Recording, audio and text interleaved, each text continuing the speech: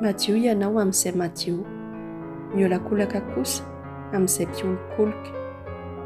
Ianao mihitsy no mamonjy ny vahoaka ory, fa mampitanondrika an'ireo mpiavinavina.